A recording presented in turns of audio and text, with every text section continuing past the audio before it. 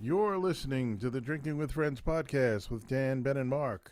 You're also watching our live video on YouTube. I am drinking chocolate lava cake stout from Aldi. Ben's always had his favorite. And Ben will have Big Black Dick in his mouth Big very Black soon. And I am having a nice Guinness. I like the Guinness draft. Now, there Yes, was, right. last time we were all together, we tried the chocolate peanut butter porter, which I also got from Aldi. That was very good. That was very good.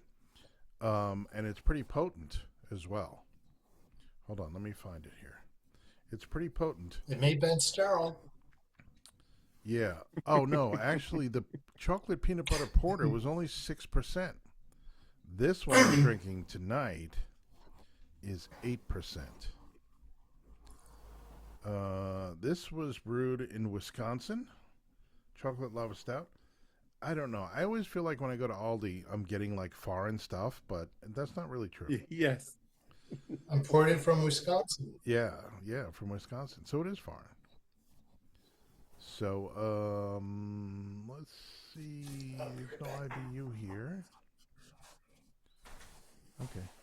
I guess we'll have This to is from the Cayman Islands. I guess we'll have to start the show again. 30% alcohol by volume. The Cayman Islands? Mm-hmm. That's phenomenal. Here I go. I'm pouring out my chocolate lava cake stout. I'm going to try this straight, but I also have Canada strawberry Dry. fruit splash Canada Dry. Very nice. I thought you liked Chouette Peepees. Ginger ale. What? I thought you liked Chouette Peepees. Ginger ale. Schweppes. Choupeepees. Okay. Okay. This All is right. just So good let's straight. start this again. Let's do this again. You're listening to the Drinking with Friends podcast with Dan, Ben, and Mark. Tonight will be... All right, let's start again.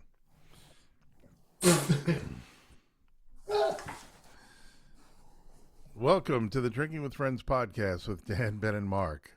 This is episode 36 of season 3. I swear we're going to start a new season soon, one of these days.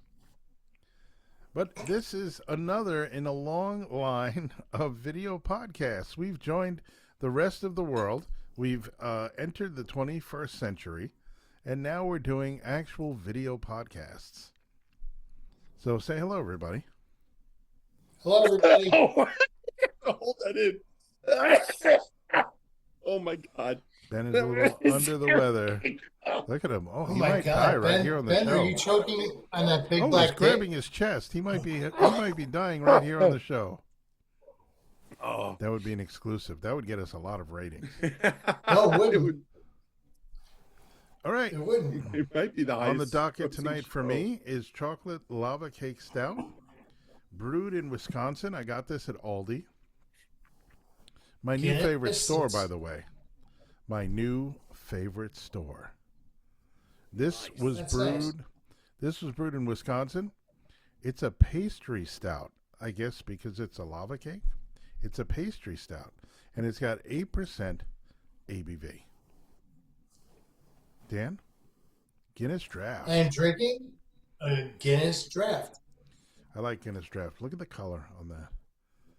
Yeah, I'm just raw dogging it. Yeah, well, this is the... I think you guys have one of these. This is the... It's got gel on the inside. It keeps the beer cold. Nice. Ben, what do you got That's in your what I got. hand? Oh, you have big black dick in your hand. That's what I got. Good for you, man. And it's going down my throat. Ben, is that bottle yours or Vicky's? Yikes. It's mine. Guys, And fight it's over really it. good. All right, so Ben's drinking some rum on the rocks. I want to do a rum show. From the Cayman Islands. Ooh, from the Cayman Islands. 30% alcohol by volume. Wow. Where'd you get it? So good thing I'm home. My mother-in-law. Oh, really? She was ready to said give this it up. me. She's like, yeah. I You know gotta your see. husband would like this. When I search this, when I Hey, search wait, your Ben, rum, you hold gotta the see what bottle comes up up. so we can see the label. Oh, there it is. Wow, that looks like Mark. Make sure when you search for this, you put in the word rum at the end. Yeah. Otherwise, this is okay. So that's a brand of rum from the Cayman Islands. It's named after a fabled, perhaps fictitious former slave and pirate who was given the name Richard Lenore by French slavers. Oh, very nice. On gaining freedom in the early 1700s, Richard became a pirate under his English moniker. Having learned about sugarcane while in bondage working in sugarcane fields, on retirement from the seas, he turned to rum distilling. Wow. The brand has been extended beyond light and flavored rums to produce a diverse wait a minute. Ben, are you looking for a big black dick? The brand has been extended beyond light and flavored rums to produce as diverse as rum cake, coffee beans, sauces, and barbecued seasonings. Wow. So this is funny because Uncle Nearest is a bourbon that was made by a former slave of the Jack Daniels family. And the story goes that Uncle Nearest taught Jack Daniels. Yeah, how to make bourbon. So that's pretty interesting. Cheers to our friends. Cheers to our friends. Cheers. Cheers to beers. And that's so tonight, I kind of want to start off with the Corey story. Okay. Well, we have a lot of music news to get to. And but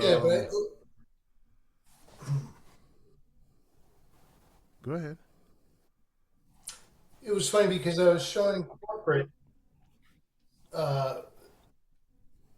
all the snippets of his terrible performances, and just it was like a comedy. And she saw it for what it was. She's like, that can't be true. That can't be real. That must be set up. Right. So Justin Hawkins was saying the same thing. We actually watched his video. And then I went into a deeper dive, and it got very disturbing. So the humor originally drove me to it, but after looking into it more, it got creepy. Yeah. I wouldn't. I don't know wouldn't what you guys think. I really wouldn't look past the social media stuff. I've heard some things, and it's definitely it's out there, But I'm curious because lately I haven't seen. There was a time, maybe a few months ago, where he was on my feed every day with different stuff, different videos, and it was a lot of people. It seemed to be a lot of people in the audience filming his performances, and then putting them up on social media. And doing commentary. Yes. Right. And then the comments are hysterical, but there was so much stuff coming out about him. I could watch a different video from him or on him every single day. And I'm wondering where all of that went to. I'm feeling like I'm not seeing a lot of his social media anymore at Maybe all. it dried up. Maybe. They got over He it. just finished doing a tour for the Stand By Me. So what did that Finished entail? maybe a few What does weeks that ago. mean? So maybe Stand By Me was a movie he he hasn't was had in. time to do those music shows. But he did Well, tell make us an about appearance this. with the Alien Ant Farm. Tell us about this appearance, the Stand By Me, because that was a movie he was in when he was a kid, right? Yeah. Was he on with other actors from the movie? I think it was just three of them. What is it? Will Wheaton, Will Wheaton, okay. Corey, and it escapes me, the guy. I know who you're He talking was the about. heavy one in the show. Yeah, and he went on to do some things. He became Oh yeah. a movie star, I guess, or a TV star anyway. Yeah, he was married to that girl, the blonde one. Yes. Oh, the blonde girl. Yes, yes. Yeah, I know That Yeah, exactly girl, who you're she talking was about. she was an ex-girl, an ex-man, the blue one, Jerry O'Connell you're Rebecca talking about. Stamos. Now, Rebecca Stamos was her name when she was married to John Stamos. Her Right, name is and then Rebecca he married Romaine. And then, okay, Jerry O'Connell. That's it. Thank you. I was just going to look it up. Yeah, well, there's that cringe video going around of them singing that song together. Right? Yes. And they kind of are not clapping in time, and Corey sounds not so great. And, it was really cringe what I saw. So are you telling me they're doing this like around the country or something? No, they were just all over. But that wouldn't be across the country. That's why It's this just all over. That's why this is the worst podcast ever, because we have no information. We want to bring up the Stand By Me tour, but know nothing about it. Yeah, that tour that was on that went all over, but where'd it go? It went all over. It went all over. It was with those people. I just had the dates. It was with that guy that was man. married to that blonde girl. And with the two other guys from the movie. With the two other guys that were married to two Not other the dead women. guy. Because he can't make it. Now, Will Wheaton, I guess, I don't even remember the movie, but Will Wheaton was big in the nerd community. And he was also in a Star Trek show or something like that. Next Generation. Next Generation. Yeah, he got big. And he's also on the Big Bang Theory. Okay, do you want to know I the didn't tour know that. dates?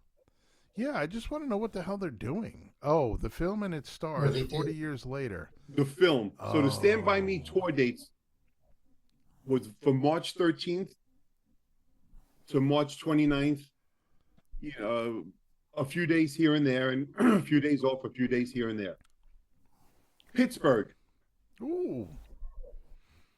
What did they do to deserve this? Bethesda? Raleigh, North Carolina, Bethesda. Anaheim, California, Seattle, Washington, and Portland, Oregon. Seattle. So it's a very short tour. Okay, so it seems that what they're doing is they're showing the movie, A Night of Reflection, Connection, and the Friendship That Shape Us. So I didn't think they were friends. Join us for a deeply special evening honoring one of the most beloved films of a generation. Experience Stand By Me on the big screen once more, followed by an intimate, long-awaited reunion and live, in-person conversation with the stars who lived it. Corey Feldman, Jerry O'Connell, and Will Wheaton. What? There's 2 more tour dates. June 13th, June 14th. The 13th is in Indianapolis, and the other one is in Chicago. Oh, boy. And You where? can buy tickets. Indiana and Illinois. All right, so together they'll revisit the summer that changed everything. Oh, we get to go to Ticketmaster. On set and on screen, sharing memories, laughter, and secrets behind a film that still brings people together after all these years.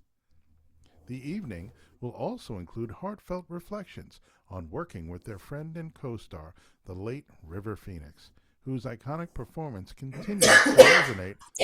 Dan, please. Dan, the man has passed. The man has passed away, Dan. Please, stop it. The late River Phoenix, whose iconic performance continues to resonate with audiences around the world. Why are you laughing? The man has passed away, Dan. It's not funny. No, there's a sympathy, almost death on my end. I never Didn't had... Rob Reiner... Wait. No, I'm reading a quote. I never had any friends later on like the ones I had when I was 12. This night is for anyone who knows exactly what that means. Okay, so that's fantastic. When are we getting tickets, guys? And just Ben, get on that. Listen, look at Corey's picture. Front row is $300 a seat. Look at Corey's mugshot. Yeah. Right. Well, He looks so serious. Look at it. He has no I wonder face. if I could share a screen that it'll catch on the video. He has no face. He just has eyes. But anyway. Corey, You want to without try a that? face- Want me to try to share my screen and see if it comes up on the video? No. No? I don't want to experiment too much. Okay. So that's the hot ticket in town, huh? So maybe he's been busy doing that. But it's only a week-long tour. If the 2 weeks at the most. Yeah, but That's like 2 weeks too many. It is 2 weeks too many. That would not I would say throw in a him off venue his- that holds maybe 1,500 people, Listen. maybe 200 tickets have been sold. That's But why I want to share the it's gotta screen be to movie see so you theaters, can right? see. Movie theaters or big theaters or something like that, maybe. But he was on tour with Limp Bizkit for a while, which was great. And Limp Bizkit is like one of those bands that I love, but they admittedly started out as a joke, and they don't take themselves too seriously. And I saw a lot of They video suck. of Corey on stage with Limp Bizkit and Fred and them having a good old time because, again, they're not taking themselves too seriously. They're not above bringing a Corey Feldman on tour with them just to have a blast. And let's face it, at that time, he was getting a lot of attention on social media. His videos were all over the place. Whether it was for good or for bad, he was still getting a lot of attention at the time. Still getting a lot of views. And maybe his tour time ran out. Maybe he's off the road now. Who knows? There's nobody posting videos of him because he's not performing right now. And good for him. The guy believes in what he's doing, and he believes that he needs to be on stage performing. Yes. I don't know how many other people believe that, but he believes that that's the important part. Yes, he does. He's very convinced that that's where he should be. I think Above we're gonna acting, above anything else, that's his true talent. We're gonna do.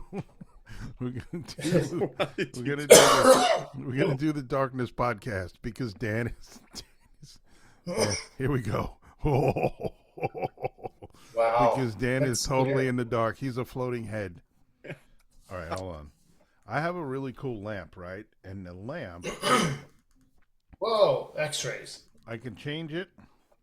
I can change the tint from white light to yellow light, but I can also Oh, sweet. dim it down. I can't really be. Sorry. I have to turn my brightness up on my camera so that I can be a floating head like Dan. Ooh, there you go. Floating in. Scary. All right, so here we go. While my camera adjusts. But we're just talking about Corey and his belief that he should be on stage, but I think a lot of it has to do with his own narcissism and just lack of being in reality. Yeah, I don't He's know. so self-consumed. It's nuts. Yeah, I didn't do the deep dive like you did, so I don't really know all the story behind of what he's. I know he put a lot of accusations out there, and Well, I'm looking back at the Corey's Angels and then the movie Corey Against the World. oh yeah, So it speaks for itself. but he's been doing this a while. I remember he was on Butt Bongo Fiesta. Do you remember He that? was? Oh, yeah. I even saw those clips as well. What's up with the youth? What's up? What's up with the something like that? Oh yeah, I think that was the song he was he performing. was saying that he brought that song to Michael Jackson to ask his opinion, Yes, and Michael said, "Oh, it's going to be a hit." it's a hit song. Yeah. Yeah, and then the interviewer goes, "So why didn't Michael Jackson record it or help you with it?" He goes, "Well, I was his friend, and I didn't want to kind of like use him that way." Oh yeah. So no, in that's very reality- noble. Yeah, but come on. In reality, it was probably like, "Hey, Michael, listen to this," Listen, and then Michael's like, "That's so ignorant. That's poopy music." there's no way that Corey Feldman, number one, turned down an offer like that. Right? from the king of pop. And there's also no way that none of his other music became huge hits like that one song was supposed to. You know what I mean? Like, he's like, oh, well, this song was supposed to be really big. Michael Jackson said it's a #1 hit song. Okay. Then how come you haven't written anything else that's even grabbed anybody's attention since then? So because all horrendous. The performances though are what we need to focus on, I think, because but we're getting a little background. But if you look at the performances and you see how they devolve from his live show, he walks into microphones, smacks his teeth. Yeah. You know, he yells at the lighting guy, yells at the sound guy, tells his band to start the song over again. Yep. That's the only rule ever in music is you never start the song again. No. And you guys witnessed something like that happening at a gig I was doing where someone was like, oh, crap, and let's start again. No, keep going. You can't do that. If you're a band that's at all prepared to play live, there should never be a reason for you to start a song again, because there's always a way to recover. If you guys, if you're all musicians in the band, there's a way to look at each other, cue each other. Okay, let's get back on track. Even if somebody's out of sync in a different part of the song, whatever, you can always get it back on track. Yeah. But the worst thing to do, yes, would be to stop the song. Now you're telling everybody that you screwed up. They messed up. You may not. Yeah. The audience may not even notice it if you can recover and just keep going. The audience may not notice. I always tell my students there's 3 kinds of mistakes. The kind of mistakes you know you made, the mistakes the band knows you made, and the mistake that everybody knows you made. So as long as it's one of the first two, the bass player. you just don't stop. You keep going. But yes, it's true. All of that stuff, and it always seems that every time there's a camera on him, something goes wrong. It's very rare that I see a video clip of him, even a 30-second clip or 40-second clip, where he's just rolling along through a song and the band is playing and it's going well. There's always something that happens. I saw a clip one time. He was wearing this black outfit, and it was kind of like ruffled. It had some texture on it. And one of the comments was, why is Corey wearing the inside of a coffin?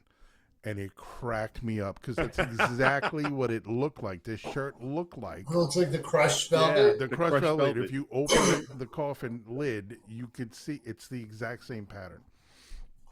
And it cracked me up. So I always feel like the people that are filming from the stage are plants, are people that he wants out there. Hey, make sure you get this on video. The beginning of this song, we're going to do that. Whatever. Yeah. I do feel like it's kind of, can you be that band as a band and still be booking shows and going out on tours?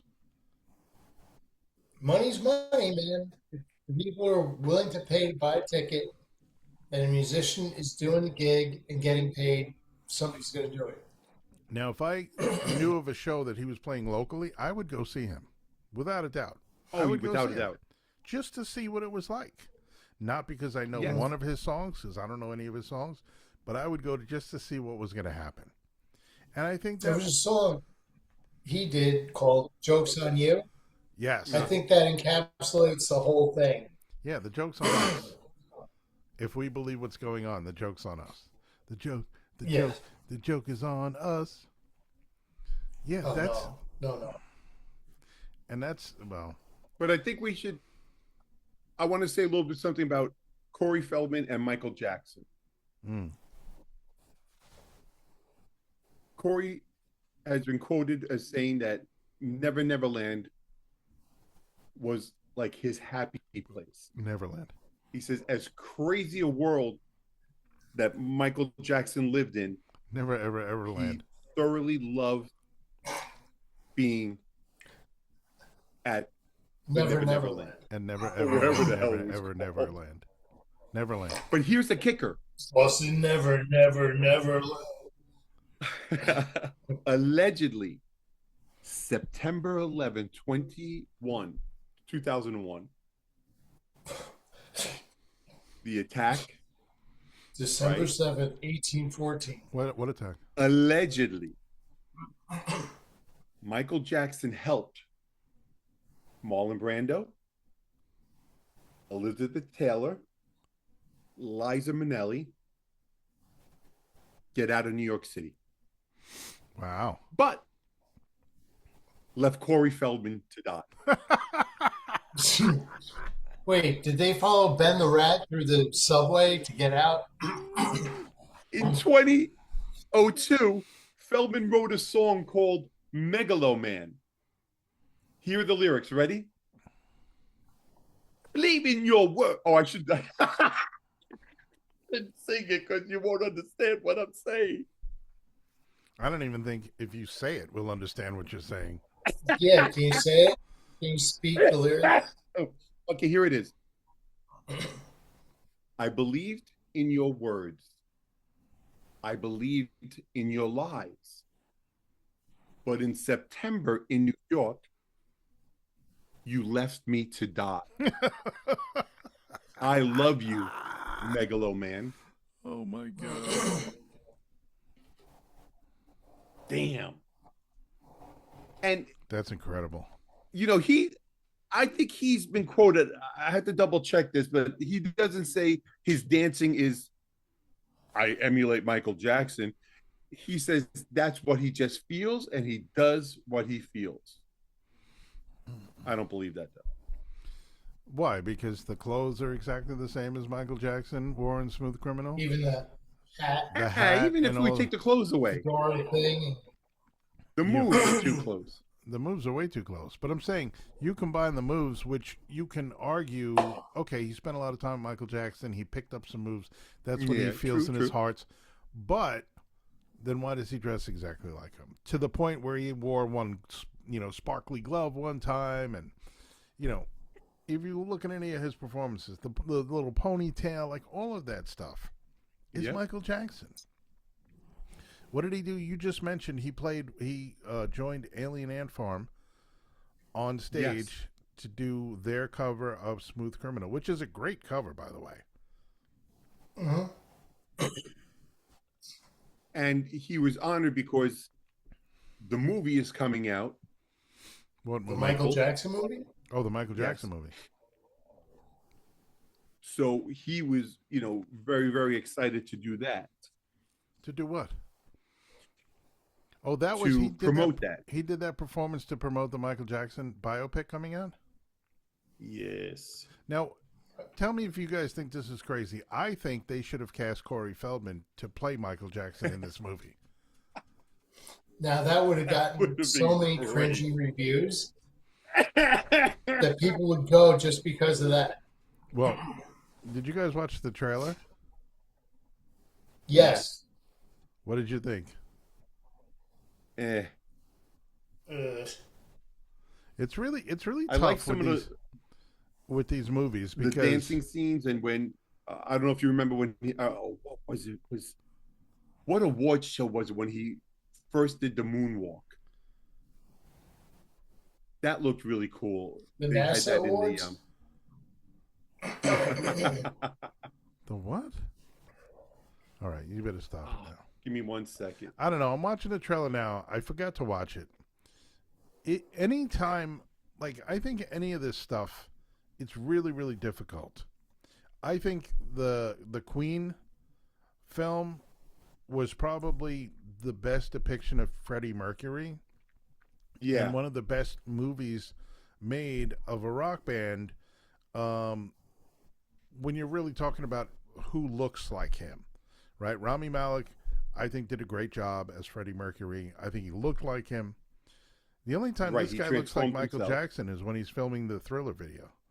Actually, it's not so bad. I don't know. It's weird. It's very Yeah, weird. but it's very But difficult. isn't it the same director that did Bohemian Rhapsody that's doing this or did this? I don't know. Is that true? I forget but back to the moonwalk. That was at Motown's 25th, Okay, the let's anniversary. go back to the moonwalk. Let's just totally forget about talking about Freddie Mercury. Just want to close that loop. Go ahead. So The moonwalk appeared when Michael Jackson performed at the Motown's 25th Yesterday, Today, and Forever special. But what's really cool about the Michael Jackson movie, especially doing that scene from the Motown 25, is that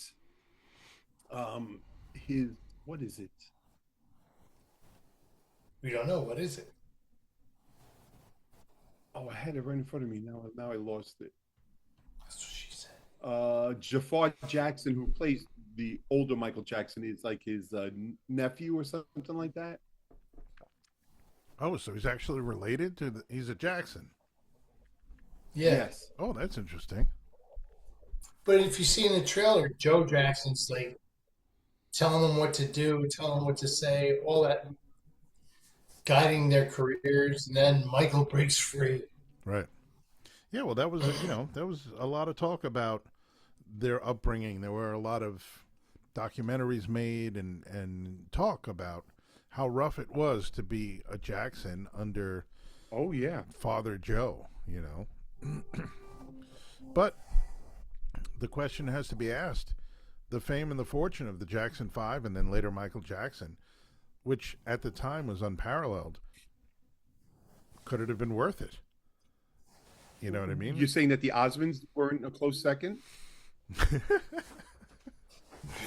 And what about Menudo? Oh, Menudo's always there. They'll never go away. Dan, you can't just get up and leave the podcast in the middle of the podcast.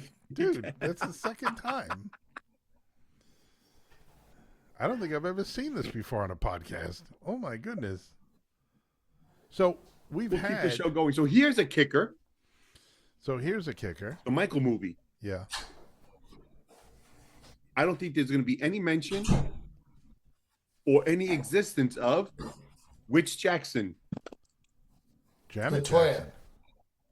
Janet Jackson. Janet Jackson. Why? Because she leave the She said family she dynamic? didn't want to be part of it. She doesn't want to be involved. So I don't know if that means that she wasn't being it personally. But when they show you the cast, they don't have anybody for Janet Jackson. There's a lot of. Is there anybody portraying Latoya, like Dan said? Because think about it. Yes, there's somebody for Latoya. Really? That's kind of crazy. Yes. Because she had. Okay, listen, because Michael and Janet are the same person. right. I know. I was going to bring that up. That was one of the rumors and things that people said, right? But Janet had a career. Like, So did Michael. yeah, I know. But I'm saying as compared to Latoya. Yes. Latoya Jackson, but Janet Jackson had a legit musical career. How Yep. could she not be in this movie? Oh, she didn't want to be in this movie, you said?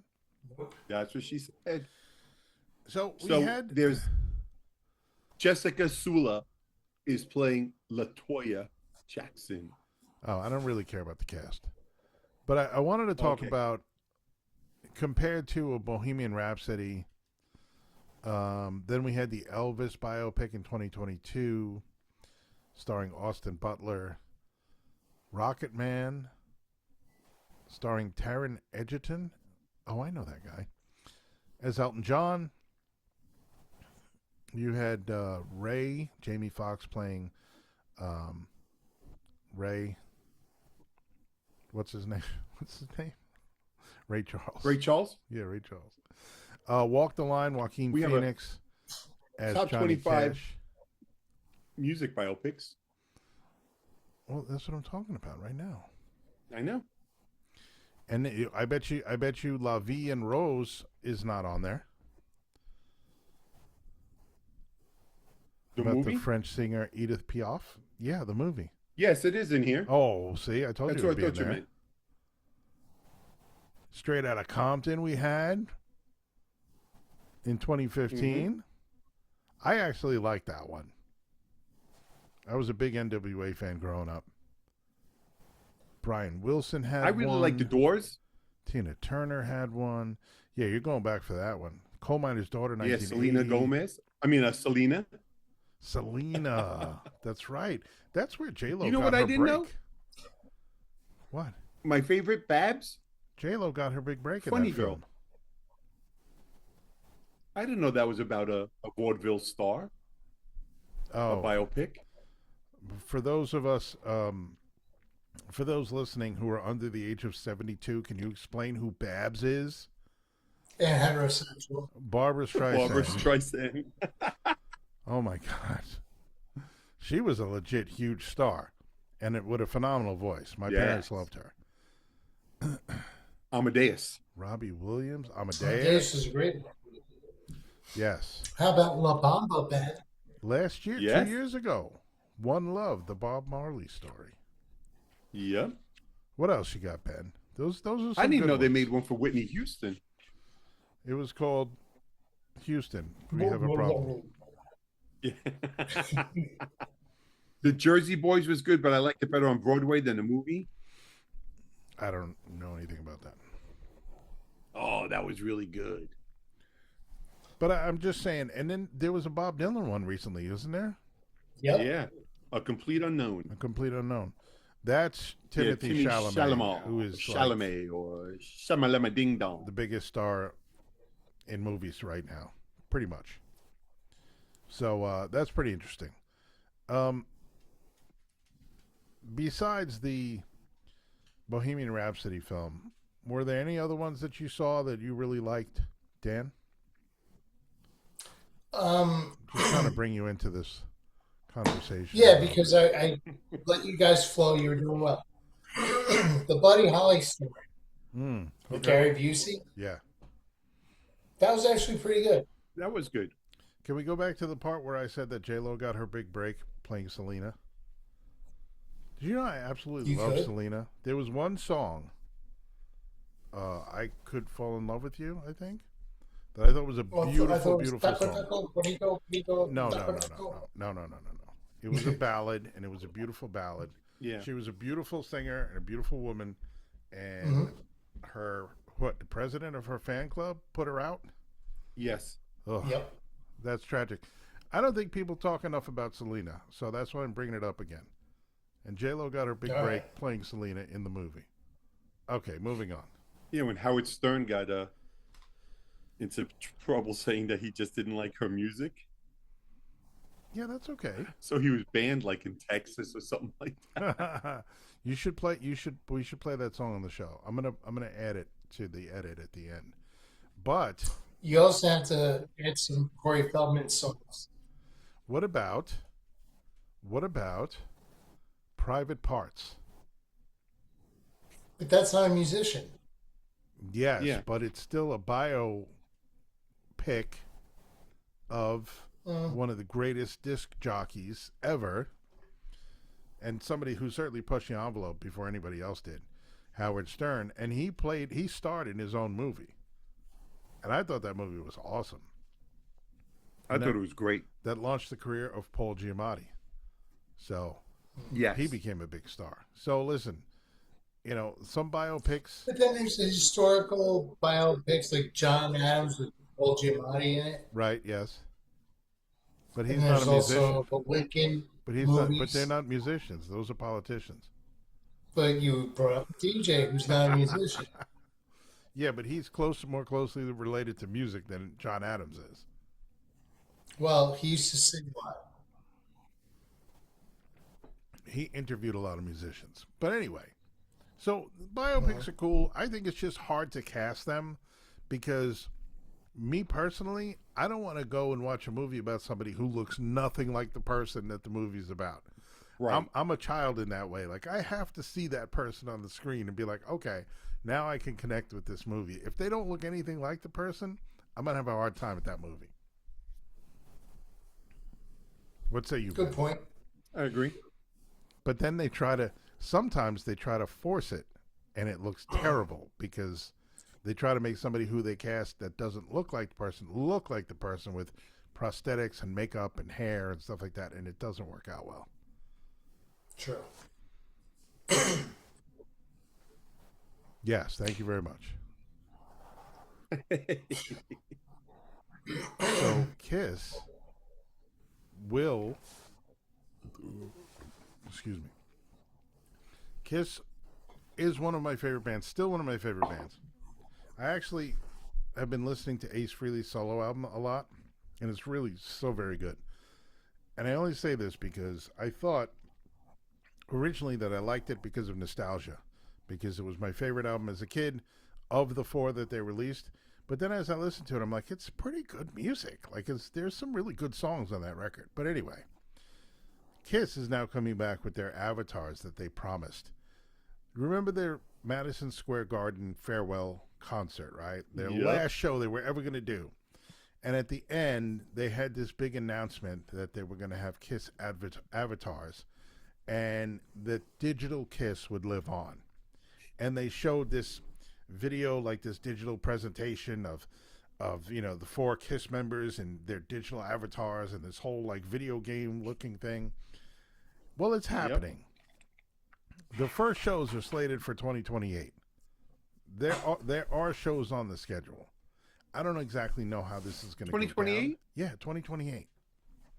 Oh, it was 2027. Well, maybe you thought wrong.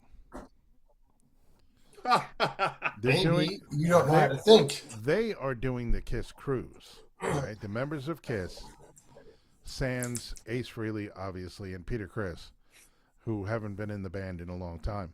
But Kiss will be doing the Kiss cruise again. So they will be performing. If you want to go see Kiss, you could see them on the Kiss cruise. But they will be launching But this one's a little bit avatars. different. Why is it different? So, a little history. Allegedly, I think Paul Stanley stated that why would anybody want to go on a cruise with Kiss many, many years ago? And they convinced them to do it. And it was packed. Yeah. And he claims that now they can't do a cruise in modern day because other bands have stolen that idea and they can't book a ship. But they could have done that in ancient Egypt. So this cruise in 2026 edition is the Kiss Cruise landlocked in Vegas. So they're going to be in a hotel instead of a cruise ship. Are you serious? It's the Virgin right now? Hotels in Las Vegas. Leave it to Kiss. Leave it to Gene Simmons to come up with the idea. We'll just say we're landlocked, and we're still going to call it the Kiss Cruise. Because they can't give up on the idea that now they have a Kiss Navy. The people that go on the Kiss Cruise, they call the Kiss They're Navy. going for the Kiss Army, Air Force, Navy, and Marines. It originally was the Kiss Army when I was a kid, their fan club. Now they have a Kiss Navy, which are the people that go Kiss Avatar on their cruises. Wow, we can't see that at all. Yes, whatever filter you have on it, just see. The Kiss Avatar. He's got the coffin filter on or something, because all we see is his floating head. Now, okay, so go ahead. Quiet Riot is going to be joining them. Oh my God! Stephen Pearcy and Warren DeMartini performing the music of Rat. Oh, okay. So Bruce it's not going to be the Kulick, full I don't know band. who that is. Bruce Kulick. Savage Animals. Sebastian Bach will be there. Excuse me. Bruce Kulick was a guitar player in Kiss. He was in Kiss before Tommy Thayer. He was a kid. He was in Kiss. I didn't know that. Ben, the music guru. Black and Blue. Is Sebastian Bach going to be performing with Twisted Sister? What? Is Sebastian Bach going to be performing with Twisted Sister? No, it just has him by himself. Yeah, because a friend of mine was School playing of drums Rock. for Quiet Riot. So it's only going to be And Warren more. DeMartini and Stephen Pearcy? Yes. Okay. So he's not doing that show. That's all right.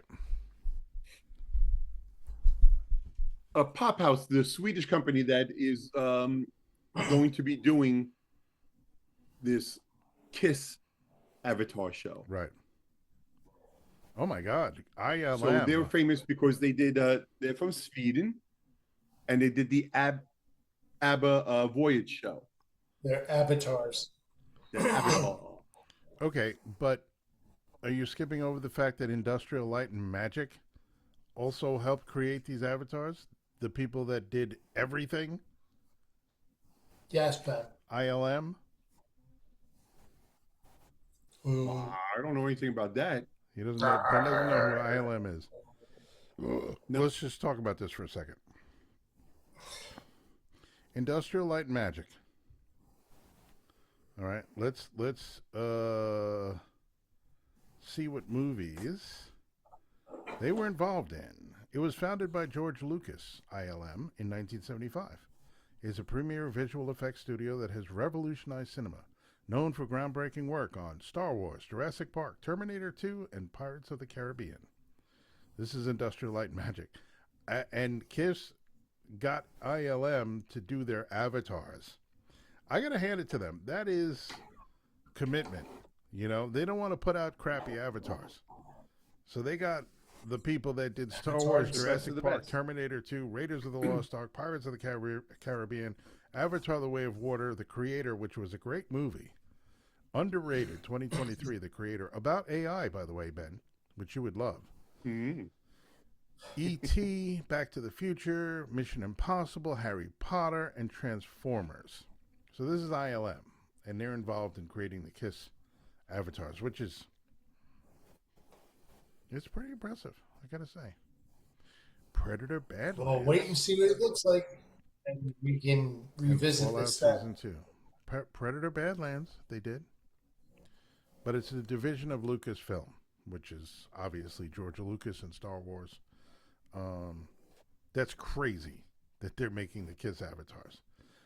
Along with, what did you say, Pop House? Pop Well, House? I was under the impression that Pop House bought all the rights, and they're going to do all that. Well, I think maybe moving forward, the actual performances might be done by Pop House, but the avatars were created by both Pop House and ILM. That's pretty crazy.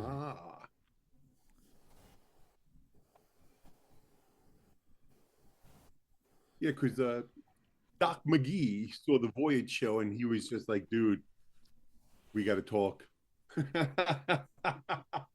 So he convinced Gene Simmons and Paul Stanley to go see it, and they were blown away. Oh, okay. So it says So here. what's really cool is it's not just the show. They're hoping that they're going to do something like they did for ABBA, where there's an actual museum. So it's a whole immersive thing. You can go see a show, go to the museum. Money, money, money, money, money, money, money. Because money makes the world go round. I guess. ABBA. Listen, say what you want, but you can sell tickets to a KISS museum easily, I'm sure. And Right. I'm sure over the years, with all the costume changes that they've done and all the set changes and all the, there's got to be a ton of stuff that they could have in this museum. Guitars, drum heads, drum Absolutely. sets. They can put their caskets for sale, their condoms for sale, their toilet paper for sale, all of that. Yeah, but I'm just saying, there's a lot of stuff that can be sold. So it says that the KISS is partnering with Pop House Entertainment and Industrial Light Magic to create digital avatars for a virtual concert experience set to launch in 2028. This will allow the band to live forever and perform in ways impossible for humans. Oy. And listen, they're the first ones that are doing this, you know? I mean... Wasn't it ABBA? Yeah, but what did ABBA do? It was a concert tour or something? ABBA Dabba Doo. I like this quote from Gene Simmons about this. If you're a caterpillar who can't imagine what the future will look like, you think of the cocoon as the end. And it is the end of the caterpillar. But it can't imagine sprouting wings and evolving into the beautiful creature that flies up to the heaven. Leave it for Gene to come up with something. That's so beautiful. Like that. Was that after his performance at SeaWorld? The matinee show or the later one? It was daytime when they started, so it must have been the matinee show. He performed at SeaWorld, and he did a lot of KISS songs. And I don't know who was. I think I looked up who the band was, but he had his own band. Pop House Entertainment, a company co-founded by ABBA Bjorn Ulvaeus. Okay. Your Like I said, So the I didn't know avatars. this. Is this true? You guys will probably know. But when Pantera's guitarist Dimebag Darrell was buried, it was in one of Gene Simmons's Kiss casket that he donated. Oh, I have no idea. I've never Didn't heard know that about before in that. my life. We'll have to look. Is that AI is telling you that? No, it was part of the article with Papa. Oh, I remember. The avatars were Pop House. teased at the end of the final Kiss show at Madison Square Garden in December 2023, performing "God Gave Rock and Roll to You," Mm-hmm. which is, I think is a great song, except for that really cheesy part in the middle where Paul does that spoken word thing about "I know life can be tough sometimes." Oh my god! But anyway, the show will feature the band members as fantasy characters, the Demon, Starchild, etc., performing with plans to incorporate new music and classic hits. That was the thing. There's going to be new music, new Kiss music in these Is it going to Avatar be AI shows. generated music? No, I think it's just stuff that they had never released. Wow. Pop House Oh acquired the wow! Kiss music catalog. Oh, listen to this. Pop House acquired the Kiss music catalog brand name and intellectual property for a reported sum exceeding $300 million. So Kiss sold their everything to Pop House for Yep. $300 million. Wow. I couldn't get the exact number, so I didn't want to say anything because I read that it was 200 million, but I wasn't sure. So And I you also and read it was it seems 2027. a little sketchy because I don't know if they actually bought the rights, so they own the music, or they bought the rights so that they could profit from what they're going to do from it. It says Pop House acquired the Kiss music catalog, brand name, and intellectual property for a reported sum So exceeding that's three everything. hundred million. That's everything, and Wow. that's not a lot of money. I mean, in today's No, it's standards, No. when not. you're That's thinking pretty about a cheap. catalog, wow, That's what that's made me crazy. think that it's like just that they don't have to pay Kiss for anything that they're going to do with those avatars and the shows and anything else. It's Well, almost guaranteeing Kiss upfront money, and then they could keep the profit or whatever they make. Because I can't see Gene Simmons selling the catalog. Pop House Well, they did. also Pop House also secured Cyndi Lauper's music catalog, Yeah, and Avicii Avicii and Swedish House Mafia. Mafia. Wow. Kiss. Oh, okay. Pop House has acquired Kiss's artist share of the master recordings and publishing rights, subject to financial conditions and regulatory approval. The Kiss brand name and IP are included in the deal. Terms of the transaction are not being disclosed, but is reportedly valued at $300 million. Wow, that's crazy. But Ben, you just broke news, bro, right here on our podcast. You just broke wind. I didn't even know that. I just thought my Isn't that story was crazy? going to be that they were going to do the avatars in 2028 with possibly some new music thrown in. Wow, yeah, and then the Kiss Landlocked cruise. That's really crazy. Yeah, they said originally it was 2027, but it got pushed back to 2028. I'm sure there's a lot involved with launching these shows, and they maybe wanted to do it right. Yeah. That is crazy. So And to finish up with the cruise, yeah. it's also going to include a question and answer session with Kiss and other activities. Other activities, molestation. Now, are there? So wait a minute. A question and answer with Kiss or the avatars? No, that's the Chris cruise, the landlocked in Vegas.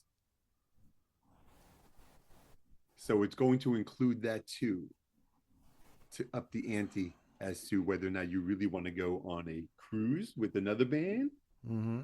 or see Kiss and ask a question. Oh wow, that's interesting. Gene Simmons. Gene, I have a question. Why? Gene. Because money is involved. I'll tell you why. But you'll have to give me some money first before I give you the answer. That's super interesting. Okay, now, wow, that got really super bright. Yeah, Okay. it did. Now, I can see right through you. hold on. That's better. Okay, so So here's Iron like a Maiden. loophole, I think, and we'll end this. Say that again. Simmons told Rolling Stone magazine in November 2023, as Dan walks away from the podcast yet again, That'll be in the an My third dog's time. at the that door, the man. second A fan. Madison Square Garden end of the road concert would mark the final Kiss in makeup appearance. Oh my God, they're gonna do another final show. Is that what you're telling me? They could without the makeup. Yeah, but you just said Farewell. in makeup. What did you just say about in makeup? That the end of the road concert would mark the Oh, final Kiss in makeup appearance. right, because Gene Simmons played Leaving at open. SeaWorld. Unmasked. He Okay. made himself up to look like an orca. Well, he was unmasked, and whatever, it is what it is. It's a little bit for now. At this point, it's got to be for the love of playing music and playing shows. I mean, it's got to be. He doesn't need money. He's not out there playing SeaWorld for the paycheck. You know what I mean? Oh yeah, it is. Those orcas make a lot of money. But he did. I'm pretty sure it was SeaWorld. I don't know. You can, but I saw a video. He's 76, man. Hey, There's yeah, good Busch for him. Gardens. Well, so getting back to previously, we talked about the Rock and Roll Hall of Fame, right? Yes. I don't think we made the announcement that Iron Maiden is now in the Rock and Roll Hall of Fame. About time. It was about time. But they don't care. No one cares. They don't care, but apparently they're happy about it. Not that they're, but they're not going to be at the induction ceremony because they're going to be on tour. So they don't care enough about it to cancel a tour date over it to be there. Yeah. But it's reported that there will be some kind of performance. Maybe some of, the former members of the band may make an appearance. But I believe they're going to be including all members, past and present, in this induction, which I think is really cool. Because they believe... Cool. Yeah, they believe that all the members throughout the history of the band, contributed something to them being inducted into the Rock and Roll Hall of Fame. But they're like I said, they seem to be happy about it, and but they're not canceling any tour dates. But there should be something in the induction ceremony to either pay tribute or maybe a performance or something like that. Any idea who's inducting them? No, I don't know. Oh. By the way, the 2026 NFL draft is going on right now, and it's happening in Pittsburgh, Pennsylvania. So I'm a little distracted. I'm kind of You think following the Steelers are going along. to get home court advantage? Yes, because Really? anytime they play on their own court, they do have an advantage. Their own field? Oh, interesting. I did not know that. Their own diamond. Yes. They're on the football court. All right, I want you guys to play your best. Get out there on that court, on the parquet, and kick ass.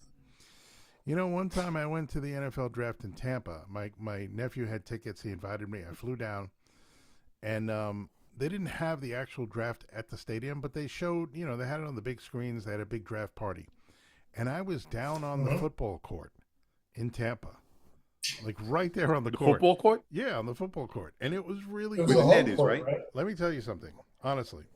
From being on the actual football field, it is immense. Massive. It is so huge when you're on the field and you're looking, you're like, I couldn't even walk to the end zone from here without taking a rest.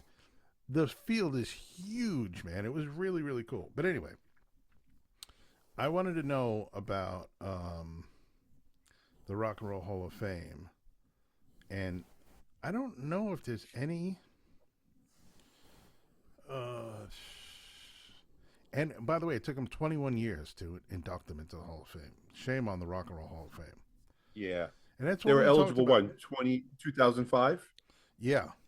And we talked about our own Hall of Fame because we want to include bands that are heavier bands, that metal bands, punk bands, bands that never really or don't usually make it into the Rock and Roll Hall of Fame. Unless Yeah, something you don't often find them on the radio.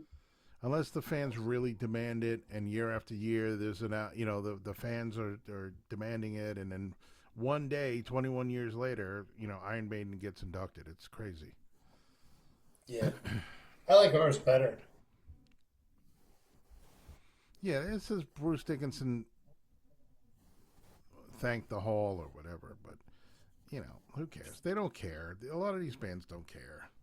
They'll skip the ceremony on November 14th at the Peacock Theater in Los Angeles due to their Run for Your Lives World Tour schedule. Yeah, in 2018, Bruce Dickinson had a couple of things to say. He basically said that it was an utter and complete load of bollocks, the Rock and Roll Hall of Shame. Yeah, that's what he said. And he goes, yeah, I actually think the Rock and Roll Hall of Shame is the utter and complete load of bollocks, to be honest with you. It's run by a bunch of sanctimonious, bloody Americans. Why am I singing with an English accent? He's from Scotland or something. I don't know, whatever. Who wouldn't know rock and roll if it hit them in the face. That's for sure. They need to stop taking Prozac and start drinking fucking beer. Manager Rod Smallwood. Doesn't that sound like the guy from Spinal Tap? Rod Smallwood, thank you for recognizing the band and former members, stating it's always nice to be recognized and honored for any achievements within the music industry.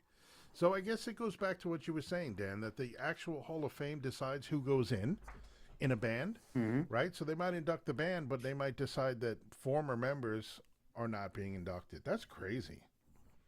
That they just got Derek Small on the phone. Derek Small. That's why I thought, yeah, Rod Smallwood. Yeah, or Spotswood from Team America. That's actually my porn name, Rod Smallwood.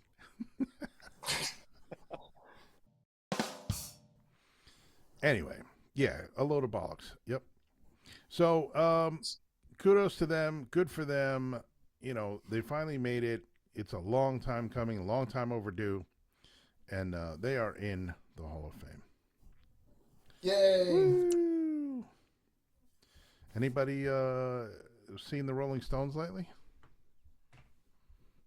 I was just talking to Keith Richards the other day. Oh, really? He seemed fun. Do you know that they're releasing a new album soon? Really? Get out. Did you know that they have released a single? No. From said album? No. Okay, because when I texted you guys about the cockroaches, none of you guys knew shit about it. Exactly. Who the fuck are the cockroaches? So this is a campaign. They posted posters all over London that says, who the fuck are the cockroaches, or the cockroach, something like that. No way. And there's a QR code, and you go to the QR code, and it brings you to a website that's just kind of a virtual room with a couple of old Stones album covers and different things in the room. But there is a song that's been released. And what the hell is the name of the song? Oh, the song is called Rough and Twisted. And it is the first single off of a new album that is expected sometime soon. I clicked on that and went to the link that you had, clicked on it, and I opened it up. It was that room. But, I tried clicking on the albums. Right. Nothing. I don't know. But that's pretty awesome. Good idea. I think they released 1,000 copies of the single on vinyl in just a plain white jacket. So very limited edition single released. I think that's gonna end up making a lot of money for anybody who's lucky enough to get their hands on it. In the Banner, initial you right? pressing. So are you guys? I mean, think about it. Are you? Yeah. I don't know. Are they gonna tour? I mean, they would have to tour, wouldn't they? You would expect Of to. course. There is actually a band called the Cockroaches.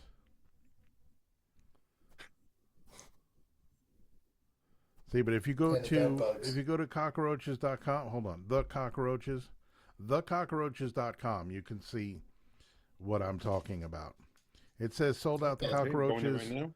April 11th, 2026 is the date on the poster. El Mocambo 1997.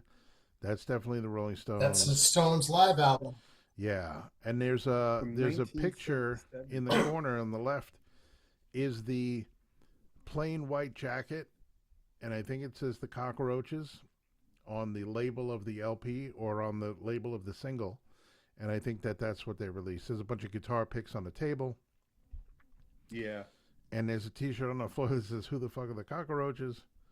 and an old-timey-wimey telephone with some other albums. The only thing is you can't really zoom in. You could click on it, and then it takes you to the store for the T-shirt. Oh, there you go, the Cockroaches. If you tap the David Bowie's single, album there. You can see the record and then flip it over, and it's got a bunch of numbers on the back. Wow, that's cool. All right, so the story behind the Cockroaches. Whoa. Do you know what when you click on the back of the album, you know what that is? I'm going to say longitude and latitude. Oh, that's why you're the talent, bro. Coordinates, baby. So that's probably Put tour them days. in. Let's see where they are. Yeah, that's probably tour days. So we would probably put that in Google. And then you could sign up for the email. You could click on them. They're clickable. Oh, they are. Oh, okay. Oh, yeah. Oh, snap. And it does it for you. We didn't have to go to Google Maps. It takes you right to Google Maps. Yes. Oh, wow. It takes that first one is a Target. Oh, it's probably where you could buy it. Oh, it's a record store. Rolling Stones? Oh, wow. Wait, is that real? No, that's not real, is it? That's cool. Yeah, that's in Chicago. Then the other one, Atlanta, Georgia. Tattoo shop. Oh, wow. Oh, Criminal Records. So these are the record stores that I guess are going to have this single or have had this single, because we're probably way behind on this story. Oh, that's really cool, whoever came up with that idea. Poughkeepsie. Really? If you click on the little street view there. What number? The third one down. 41.702. Oh, and there's a van or a truck unloading stuff. So maybe that's a record store. I don't know what that is, though. Yeah, Dark Side Records. Okay. Yeah, so these are all the record stores. That's really pretty cool. So I would encourage anybody to go ahead, Long Beach, California. And it takes you right to Google Maps. It opens up Google Maps. And in the bottom left corner is the street view. And you can see, Rise Against. I don't know what record store this is. I guess this is a record store. I don't see a name, though. Rise Against new album. So this is a record store in California. That's really cool, man. That's so cool. Oh, this one takes actually inside the record store. And you get a little virtual tour of the record store. And that one is in Portland, Oregon. So if you live in any of these cities, we would have to go up to Poughkeepsie. Orlando, Florida. Yeah, we go to Poughkeepsie. We can go to Poughkeepsie. Twispisky. Poughkeepsie. So I'm going to give you a little background on the cockroaches. It's a secret alias used by the Rolling Stones for surprise gigs and new music teasers, a trick they first used in 1977.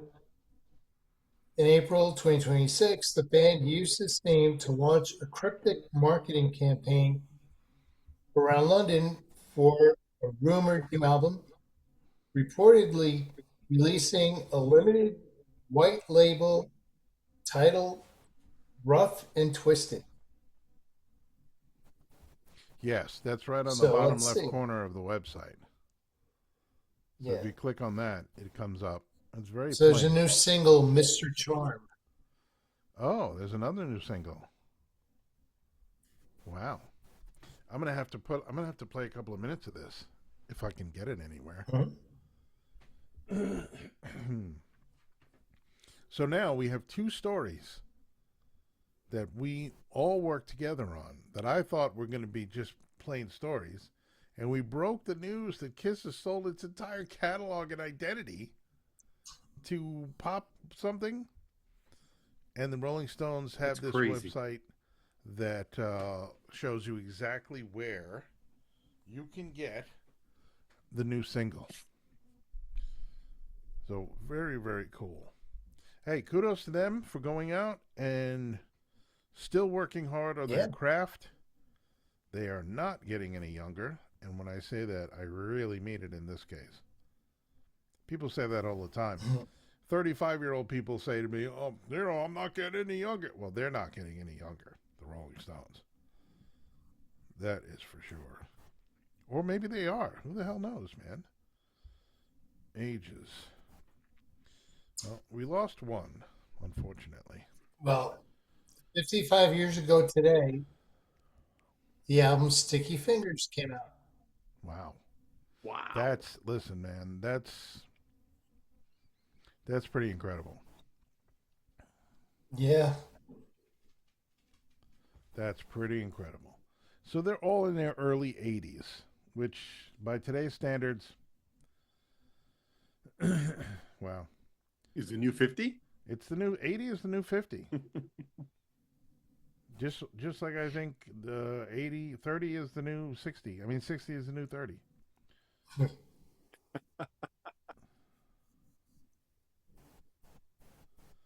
mean, unfortunately, we lost Charlie Watts. He was in the band for 58 years. Holy crap. Wow. That's almost as old as... Charlie Watts joined the band 2 years before I was born. That's crazy. But anyway, that's a great story. I love that. I am a Rolling Stones fan. And what else we got on the docket, Ben? What other news do we have? What other music news can we talk about? Well, the Ticketmaster Live Nation lawsuit.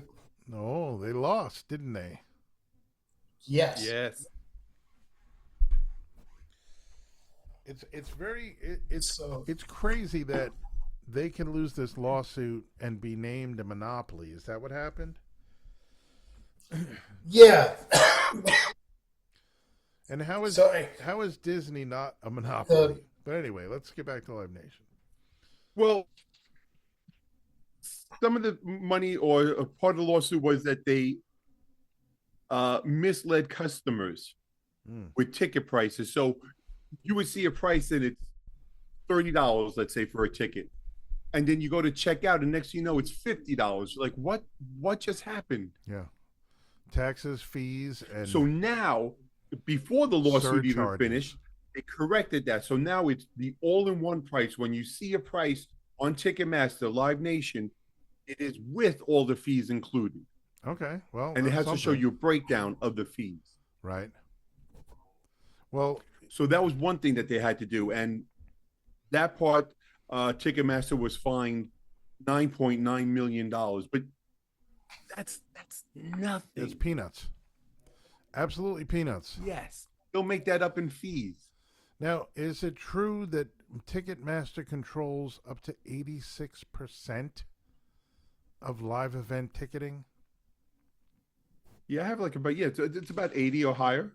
Yeah, I see about 86%.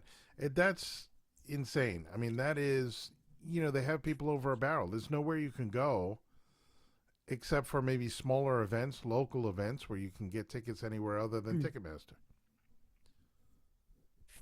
There's one company called Dice. What I like about them is you buy tickets. If you can't go to the show, you say, I can't go to the show. And they're like, okay, we'll resell your tickets for you. Hmm. If someone buys your tickets, you get your money back. Okay. Not like Ticketmaster where you could resell them and everybody buys them and resells them and you make a profit. Well, I think really the biggest problem is that these companies go in and they buy all the tickets up and then they jack up the prices and they sell them at their own prices, right? That's why you can go to Ticketmaster and not be able to get a ticket to a show. It's sold out in minutes because you have all these bots from these big companies buying these huge blocks of tickets and nobody That can just get happened tickets. with Harry Styles. The residency at the Garden Yeah. sold out. And they determined that a big majority of the tickets sold were bots. Yeah. Yeah, well, that's what we're dealing with in today's society. So an artist can go around and say, "Well, yeah, I sold out in 10 minutes. That's incredible." But that's not real. You know what I mean? They're not selling tickets to real people. They might Well, it have didn't get to the real fan. they might have been able we to need sell Pearl out. Jam to come back. They might have been able to sell out in And 10 minutes sue to them. real people, but there's no opportunity for real people to buy tickets from the actual venue anymore. It's just not a thing. Unless it's a really small venue, but it's even very difficult because just getting there and trying to get a live person like Madison Square Garden, you can try to walk in and get someone behind a ticket counter. Madison Square Garden? May be impossible. Now, Not Madison Square Garden. not Madison Square Garden. Madison Square Garden. Square Garden. Now, Square Garden. Madison Square Garden. I've gone to like hockey games and things like that and gone to the box office to buy tickets, right? But I mean, if you think about, I don't even really go to concerts that much anymore because tickets are crazy. Even in the upper nosebleeds, like if you want to sit floor seats, front row even, forget it. Even if it's WWE wrestling, like no matter what the event is, if you want to get a really good seat, it's going to cost you a lot of money. And it's just not right. Even what we talked about, sporting events, the average person can't go, especially if they have a family, a wife and 2 kids, to go to a sporting event. Forget about it, bro. Just to get tickets. And trying to feed them there too. That's another story. And trying to, exactly. No, it's impossible. But Jeff Tate playing the Paramount. I went to get tickets, and one ticket, the cheapest one, was, let's say, $40. When I added it to my card and I went to go check out and I looked, it was $60, $20 in fees. And surcharges. I was like, oh, this is crazy. But I said, you know what? It's Operation Mindcrime 3. I'm going to go for it. So I bought 4 tickets. And we're going, and you're baby. coming too. We are going. Check this out. I hope you Yo, bought me check a it. ticket. I put the 4 tickets and I go check out. Don't know what happened, but there must have been a special. I got 4 tickets for $100. Ooh. Plus the fees. So it came out to $150. Wow, that's still pretty good. But still, I'm not giving you any it's money almost for my 4 ticket, tickets by for the way. price of 2. Yeah. No, that's crazy. So I got a nice special. And Wait, are we you just a get there special early so we could Black get a Card good seat member in or the Sky something like Bar. that? Are you a special Black Card I member? have the city card. I think did that. Oh, and they do. That's the other thing too. it's very, very confusing. I'm hearing from a lot of people that try to get tickets online because they have this pre-sale and that pre-sale and this, that, and the other pre-sale 3 days before and 4 days after. Yes. And it's very, very hard for people to find tickets. I also read that in this lawsuit, it came out that there were emails revealed in court that had employees joking about how stupid fans were, or stupid people buying tickets, and how they were robbing these ticket buyers blind. Like, this came out in emails from the company internal emails. It's like, how funny would it be if Ticketmaster were their own bots? So are they going to break them up or something like that? Reselling them. Yeah. No, not as of yet. But here's the kicker too. If you haven't been to Madison Square Garden in a while, Square Garden. they are Citibank, the City card. If you have that City card, every time you go to check out, will you be using your City card? They'll give you a discount. If not, you pay full price. Is Square Garden one Yeah, that's an word? arrangement they made with that institution. Is Square Garden one word? Madison Square Garden. Square Garden. Madison Square Garden. Now, I can imagine if you guys are hearing echo, because when we did the last episode, I was editing the last episode. There were 2 audio tracks that had horrendous feedback and delay. Mm-hmm. And I was even hearing it in my headphones. I was hearing myself probably from you guys. But luckily we had one audio file that did not have it. But, listen, this is still new to us. We're going to be making some changes, some positive changes. Every video we put out is going to be a little bit better than the one before. And hopefully we can get to the point where it sounds really great and professional. Because you know what? We're professionals. And we deserve to that. Give our audience the most professional podcast that we could ever give them. You wanted the best podcast. You got the best podcast. Looks like I was jerking them off.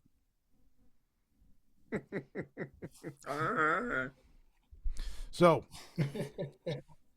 this concludes our show for the night. Do we have anything else to talk about? I mean, I've never been a fan of Ticketmaster. No, I think that's it. It would be really cool if, I could afford to go with my significant other and the boys and go to a show or a concert or a sporting event. It would be really awesome. That's not in the cards right now, though. If it was fairly priced, it would be awesome. Yeah, especially if you have to travel. Then you had a legitimate chance of getting a ticket. Right. And a legitimate chance of getting the ticket you want. You want to pick this is my favorite section, and you can't get a ticket there. Plus, not only you're driving there, you get there, now you're paying for parking. You might pay $50 for parking on top of the rest of the cost of all the tickets and then beverages and everything else that goes. I mean, it's really crazy. Like, an average person that works, has a family, it's not a doable thing. And that's really a shame. And the fans are the ones missing out. The fans of the sporting events, the fans of the music events, they're all missing out because they are the last ones to get a chance at any tickets, and they can't even afford it. So I hope something comes of this, and I don't want just everybody gets, $10 in the mail. I would like it to be... The structure has to change. Right. I would like it to be broken up. In the past, there was an issue with Ticketmaster, and they were sued and blah, blah, blah. I ended up getting 24 free passes for concerts. Okay. That's significant. Of which every time I tried to use it, I couldn't get it. Here's a free ticket. Oh, and on top of that, can't use it this some time. of them, they weren't even local. It was in Arizona, we have a couple. Here, Ben, here are some concerts that are available under your free contract or whatever, your free settlement. Oh, my goodness. They can't All just different give you. states. They can't just give you. Some of them were in 24 Europe. They can't just give you 24 passes to the concert of your choice, right? No, it's got to Well, they be. couldn't Right, give you no. the money. They couldn't give you the money. They It's screw you awful. over when you win. Yep. There you go. And I think that's a great place to end this podcast on. We're going to get back on track. We've had health issues going on throughout the Drinking with Friends family. Ben is Ben's sick. got us all sick. Dan was sick. And, of course, at the dinner party, I think I picked a little something up. But within days, I had beat the shit out of it and kicked it out of my body. My immune system is that of You a Chuck Norris did. cyborg. Yeah, yeah. When Chuck Norris died, he became my immune system. And nothing affects me at all. So I'm very like grateful that. for That's that. Awesome. And on that note, we will see you next week. Thank you for tuning in. Please share, subscribe, like. If you like our content, go check us out on our social media, the Drinking with Friends podcast, or listen to the audio version wherever you get your podcasts. So for And don't forget, in Dan, September, Ben, and myself, what? Don't forget in you September. left me here to die. Oh my God! I wanted to talk about that too. That's incredibly overly dramatic because Michael Jackson scooted out these A-list celebrities and left Corey Feldman in New York City to die. I mean, that makes sense, though. It totally makes sense. But I he don't still blame Michael at worships all. Michael, so I don't know. You know what it is? It's just Crazy. It's just trying to get that attention. You know, Michael Jackson I think you're right. is somebody that makes headlines. You mentioned his name, therefore you're making headlines. You know, Michael Jackson. I mean, could you imagine at the time Michael Jackson left me to die? Everybody would tune into that or click on that or however. He left Manhattan to die. Yes, he did because he didn't evacuate everybody in the city. How dare he? Well, I'm not a travel agent. Did he happen to get Babs out of the city during 9/11? He stuck her out. You have been listening to the Drinking with Friends podcast with Dan, Ben, and Mark. We have to do a different thing with video because it doesn't work without the applause and all the other nonsense and hoopla that goes with it. This has been episode 36 of season 3. I think the next one should be season 4. I mean, I don't even know when we're supposed to start a new season, but we need to decide that. We started September 4 years ago, so it's about time we're at season 4. Okay. All right. That sounds like a plan. All right. We love you all. Say goodbye, everybody. Love you. Stay healthy. Bye. Stay healthy. Yes. Don't get sick.